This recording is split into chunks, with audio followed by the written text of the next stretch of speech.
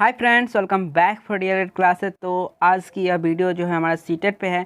CTET के जो CDP का जो क्वेश्चन है, चाइल्ड डेवलपमेंट एंड पेडागोजी का जो हमारा चैप्टर है, बुद्धि निर्माण एवं बहुआयामी, उस चैप्टर के जितने भी हमारा जो है प्रीवियस ईयर का क्वेश्चन है, उस चैप्टर में जो प्रीवियस ईयर के क्वेश्चन पूछे गए हैं सीटेट में, वो सारे क्वेश्चन हम करेंगे। और यह वीडियो जो है सो जैसे कि हम इससे पहले भी बहुत सारे वीडियो इस पर बनाए हैं, जो बहुत सारे सीडीपी के चैप्टर हैं, एवीएस के चैप्टर हैं, उस सब पे जितने भी प्रीवियस ईयर क्वेश्चन है उस सब के जो है सो चैप्टर वाइज हम प्रीवियस ईयर क्वेश्चन करा रहे हैं।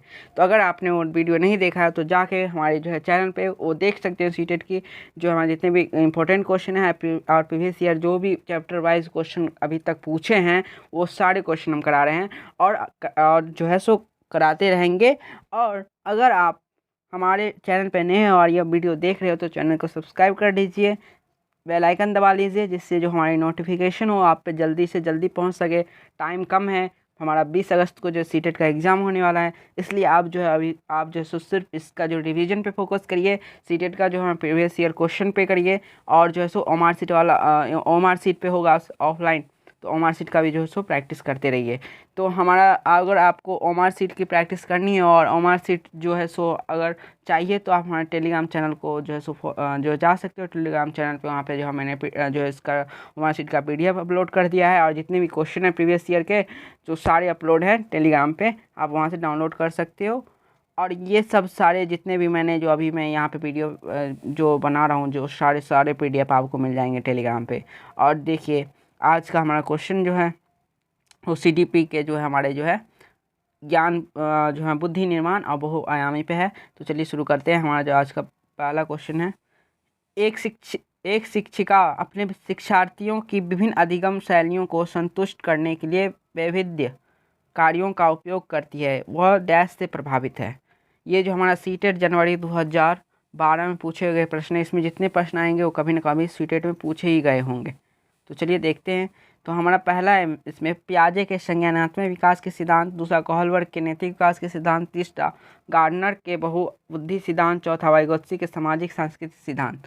तो देखिए इसमें आप ऐसा भी गौर कीजिए, जो अब इनमें जो है क्या जो है बुद्धि निर्माण बहुआयामी है, तो यानी जो इसके प्रश्न के रिलेटेड किससे क्वेश्चन होंगे, जो इनके अनुसार जो उन्होंने सिद्धांत दिया होगा बुद्धि निर्माण पर, गार्डनर होंगे, बहुत सारे ऐसे दो तीन मनोवैज्ञानिक हैं जो है सो बुद्धि निर्माण पे जो इन पे आते हैं इस चैप्टर में, जो उनको जो है सो जो उन्होंने सिद्धांत दिया है बुद्धि निर्माण के लिए, बहुआयामी के लिए, विकास के लिए बच्चों में किस प्रकार से होता है, तो वो सारे दिए हैं। तो इसमें देखिए सबसे रिलेटेड पियाजे का जो होगा सो नहीं होगा, कोहलबर्ग का नहीं होगा, वाइगोत्स्की का नहीं होगा। इन तीनों सिद्धांत के बारे में सब जानते होंगे, और जो तैयारी करते हैं उनको तो पता ही होगा। ये बहुत ही बेसिक्स जो है इनका जो है सीटेट के लिए जो चाहिए, क्योंकि आपने डीएलएड बीएड में पढ़ा होगा इस सब के सिद्धांत के बारे में, पियाजे के, कोहलबर्ग के, वाइगोत्स्की के बारे में।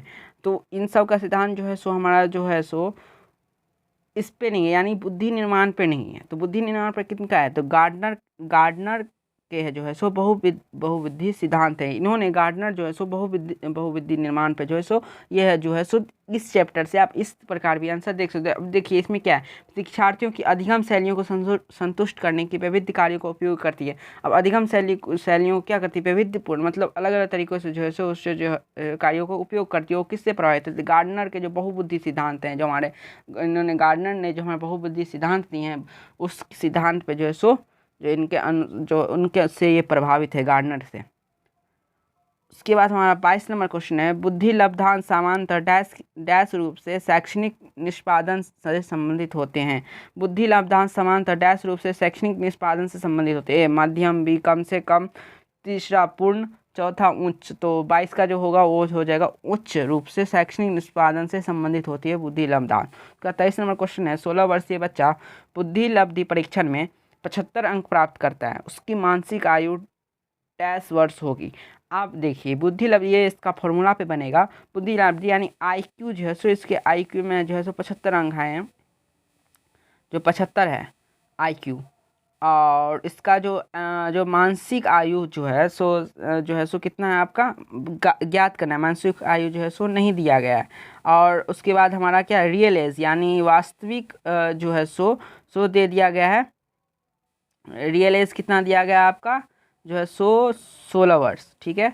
अब इसका एक फार्मूला है, होता है, आप कहीं पे लिख लीजिए, नहीं तो स्क्रीनशॉट ले लीजिए। जो हमारा IQ बराबर जो होता है ना जो है सो MA, यानी जो इसका जो मानसिक आयु होगा, रुक जाइए, IQ आराम से छोटा लिखता हूँ क्योंकि देखिए हाँ, IQ MA मतलब मानसिक आयु, और उसके बाद रियल आयु जो है वास्तविक एज गुने 100 होता है। कितना होता है? मानसिक आयु बट्टा वास्तविक आयु गुने 100। ये जो होगा सो आपको IQ निकालने का जो है सो एक जो है सो फार्मूला है, तो आप याद कर लीजिए, नहीं तो स्क्रीनशॉट ले लीजिए। IQ अब निकलेगा इस पर, तो मान के चलिए, देखिए इसमें कितना दिया गया 75, यानी बुद्धि लब्धि को IQ ही बोलते हैं इंग्लिश में। तो 75 बराबर कितना हो, यहाँ पे 16 वर्षीय, तो उसका जो है सो रियल एज है आपको निकालना, M है, यहाँ पे आपका 16 है गुने 100 है, आप निकाल लीजिए, यहाँ से डायरेक्ट कर लीजिए। 25 तिया 75, 25 चौका 100, चार चार कट गया, 4 तिया 12, यानी जो आपका जो ये निकला, ये MA जो निकला सो क्या कितना निकला 12। इसका क्या हो जाएगा? सेकेंड आंसर हो जाएगा। उसके बाद हमारा 24 नंबर क्वेश्चन है, डैश के अतिरिक्त बुद्धि के निम्नलिखित पक्षों को स्टर्नबर्ग के त्रितंत्र सिद्धांत में संबोधित किया गया है। A संदर्भगत, B अवयवभूत, C सामाजिक, चौथा अनुभविक। तो डैश के अतिरिक्त बुद्धि के निम्नलिखित जो है पक्षों को स्टर्नबर्ग के त्रितंत्र सिद्धांत से संबोधित किया गया है। तो 24 का जो राइट आंसर हो जाएगा वो आपका कितना हो जाएगा? थर्ड, सामाजिक। उसके बाद है हमारा 25, हार्वर्ड गार्डनर का बुद्धि का सिद्धांत पर बल देता है। शिक्षार्थियों में अनुबंधित कौशलों, दूसरा सामान्य बुद्धि, तीसरा विद्यालय में आवश्यक समान योग्यता, चौथा प्रत्येक व्यक्ति की विलक्षण योग्यता। इसमें देखिए हार्वर्ड गार्डनर जो है ना सो 8 बुद्धि जो है सो बुद्धि उनके अनुसार 8 प्रकार के होते हैं, और सब पे जो उन्होंने चर्चा किया है 8 प्रकार पे। तो वो जो है सो समझते हैं जो प्रत्येक बच्चा जो अगर पढ़ाई में अगर अच्छा नहीं है तो कोई और फील्ड में अच्छा होगा, अगर उस फील्ड में अच्छा नहीं है तो कोई और फील्ड, मतलब सब में कुछ ना कुछ गुण पाए जाते हैं, अपने गुण पाए जाते हैं, यानी प्रत्येक व्यक्ति में क्या होते हैं? विलक्षण योग्यताएं पाए जाते हैं। इन्होंने 8 प्रकार से बुद्धि को बांटा है। वो सारे बुद्धि जो है हम जो है उसको उन्होंने डील किया है हार्वर्ड गार्डनर ने। 26, मानव बुद्धि एवं विकास की समझ शिक्षक डैश को योग्य बनाती है। और अगर आपको जो है हार्वर्ड गार्डनर के अनुसार 8 बुद्धि के बारे में जानना है तो आप कमेंट करिए, मैं उस पर एक और वीडियो लेकर आऊँगा। हार्वर्ड गार्डनर के जितने ने बुद्धि का निर्माण किया वो उस 8 स्टेज को अच्छे से समझाऊंगा। तो अगर वो वीडियो चाहिए तो कमेंट करिए, हम उस पर जो है सो एक वीडियो लाएंगे हार्वर्ड गार्डनर के अनुसार जो बुद्धि लब्धि का परीक्षण है उसमें। तो अभी टाइम कम है तो हमें जो है क्वेश्चन करना है, तो देखिए चलिए चलते हैं। जो हमारा इसका जो है मानव बुद्धि एवं विकास की समझ शिक्षा डैश को योग्य बनाती है। ए निष्पक्ष रूप से अपने शिक्षण अभ्यास, दूसरा शिक्षण के समय शिक्षार्थियों के संवेगों पर नियंत्रण बनाए रखना, तीसरा विविध शिक्षार्थियों के शिक्षण के बारे में स्पष्टता, चौथा शिक्षार्थियों को यह बताने कि वे अपने जीवन में कैसे सुधार सकते हैं। तो मानव बुद्धि एवं विकास की समझ शिक्षक को डैश को योग्य बनाती है। तो कौन सा योग्य बनाती है? 26 का इसका आंसर जल्दी बताइए, जल्दी। आप सब आंसर भी अगर आता है तो कमेंट करिए वीडियो पॉज करके, क्योंकि इससे आपका जो आकलन होगा आप खुद पे जो है सो कॉन्फिडेंस बढ़ेगा, जो आप जब आप देख सकते हो आपको जो है एग्ज़ाम से जितना जो है सो डर कम होगा एग्ज़ाम के प्रति। चलिए देखते हैं इसका जो राइट आंसर हो जाएगा आप हो जाएगा इसका 3rd नंबर। मानव बुद्धि एवं विकास की समझ शिक्षक को विविध शिक्षार्थियों के शिक्षण के बारे में स्पष्टता के योग्य बनाती है। 27 नंबर है, निम्नलिखित में से कौन सा आलोचनात्मक दृष्टिकोण बहुबुद्धि सिद्धांत थ्योरी ऑफ मल्टीपल इंटेलिजेंस के संबंध नहीं है? पहला, यह शोधाधारित नहीं है। दूसरा, यह विभिन्न बुद्धियों भिन्न भिन्न विद्यार्थियों के लिए विभिन्न पद्धतियों की मांग करती है। तीसरा, प्रतिभाशाली विद्यार्थी प्राय एक क्षेत्र में ही अपनी विशेषता प्रदर्शित करते हैं। चौथा, इसका कोई अनुभवात्मक आधार नहीं है। तो 27 का जो राइट आंसर हो जाएगा वो 3rd हो जाएगा, यानी संबंध नहीं है बता रहे हैं। तो इसमें जो प्रतिभाशाली विद्यार्थी प्राय एक क्षेत्र में ही अपनी विशेषता प्रदर्शित करते, नहीं ये नहीं जरूरी है। जिसमें म्यूजिकल इंटेलिजेंस होते हैं तो वो उस जो है सो ज़्यादा पढ़ने में भी तेज़ हो सकते हैं। जैसे कि 8 भाग बांटे हुए हैं, जो हमारे जो बच्चे हैं वो लिंग्विस्टिक यानी उनके में भाषा का ज्ञान रहता है। तो भाषा का ज्ञान किस में होता है तो जो लेखक होते हैं, टीचर होते हैं, और जो बहुत सारे ऐसे होते हैं जो हमारे जो है अंतर्शक्ति जो पहचानने में यानी दूसरे को भाव को पहचानते हैं। तो क्या नेता होते हैं हमारे धर्मगुरु होते हैं, यानी दूसरे के मनोवृत्ति को समझ के उनकी साइकोलॉजी को समझ के उनके समस्याओं को समाधान करते हैं। उन पे जो है हमारे नेता समाज लीडर सब जितने भी होते हैं वो सब क्या करते हैं, उनको समझते हैं। तो इनमें जो है 8 प्रकार में है जो ना, 8 प्रकार जो है सो प्रत्येक व्यक्ति को मतलब पाए जाते हैं, और प्रत्येक व्यक्ति में 2 भी हो सकता है, 3 भी हो सकता है। तो ये है, जरूरी नहीं है कि प्राय एक ही क्षेत्र में और एक ही विशिष्ट जो है सो एक ही विद्यार्थी में एक ही गुण पाया जाए, ये जरूरी नहीं है। 28 नंबर है, बहुबुद्धि सिद्धांत के को वैध नहीं माना जा सकता है क्योंकि विशिष्ट परीक्षणों के अभाव में भिन्न बुद्धियों का मापन संभव नहीं है। बहुबुद्धि सिद्धांत को वैध नहीं माना जाता है, विशिष्ट परीक्षणों पहला है इसका ऑप्शन, विशिष्ट परीक्षणों में भिन्न बुद्धियों का मापन संबंध नहीं है। दूसरा, यह सभी शास्त्र बुद्धियों को समान महत्व नहीं देता है।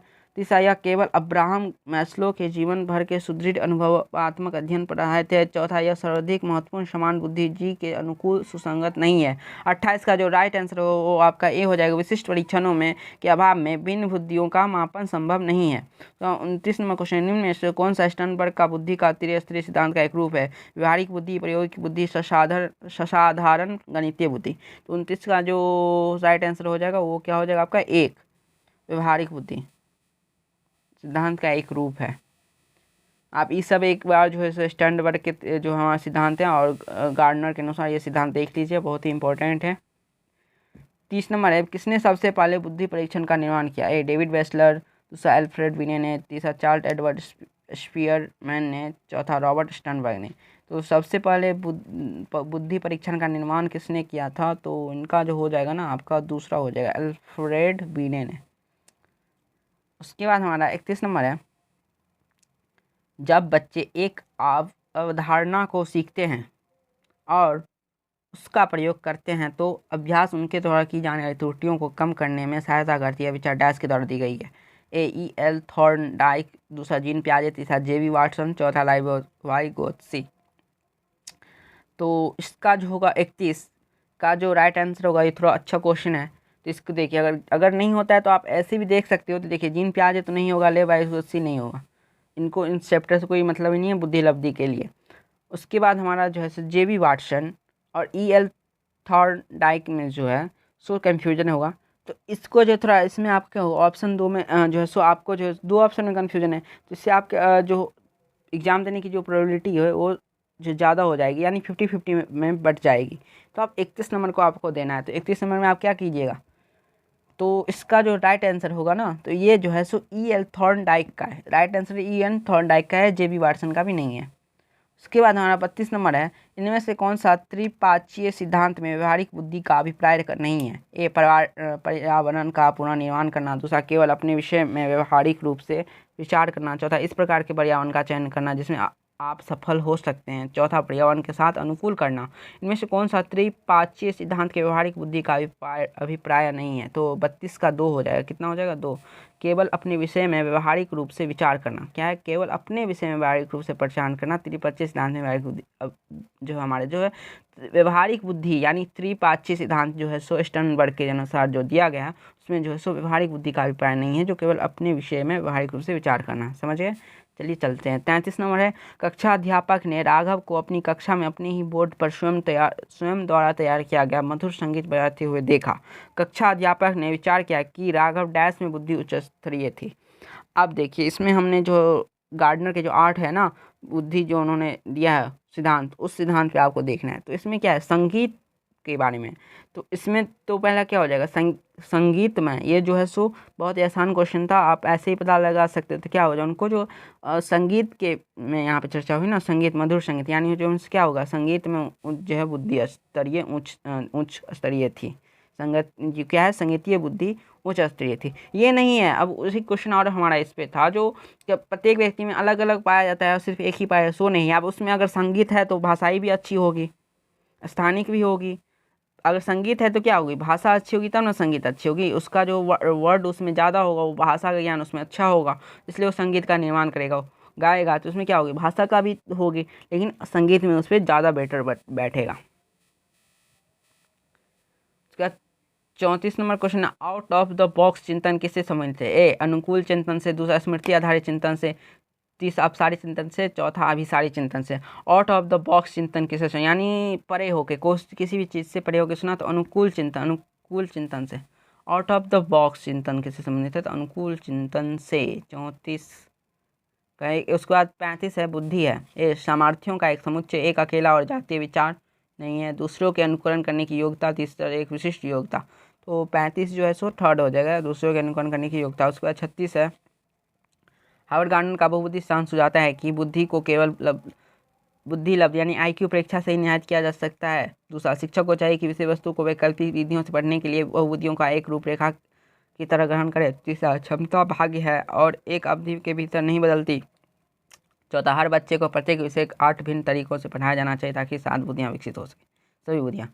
अब हार्वर्ड गार्डनर की बहुबुद्धि सिद्धांत सुझाता है कि अब जो है ये क्या सुझाते हो, तो ये दूसरा है, शिक्षक को चाहिए कि विषय वस्तु को वैकल्पिक विधियों से पढ़ाने के लिए बहुविधियों का एक रूपरेखा की तरह ग्रहण करें।